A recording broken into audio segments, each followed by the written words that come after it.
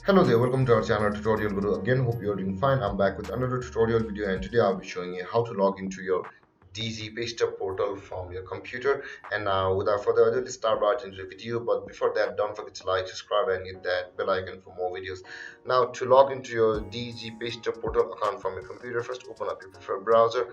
As I have already opened the Google Chrome, and on the search bar, click over there and type in paystub portal.com like this and hit enter, or you can just simply search for Dgme PayStub portal like this and hit enter, and you can see the paystubportal.com result is on the first result of Google. Click over there, and from here we are on the home page of paystub portal of DZ or the Dollar General, but the home page is not responding currently, so we'll be logging into our paystub portal account from the result of Google itself. Now, to log into your paystub portal account, click over here and enter your employee ID, and after that enter your pin over here, and then click on sign in to log into your paystub portal account. Or if you have not yet registered for the paystub portal, click on register now to register for a paystub portal account. Or if you have forgotten your pin, simply click on forgot your pin over here to go through a process to retrieve your pin number.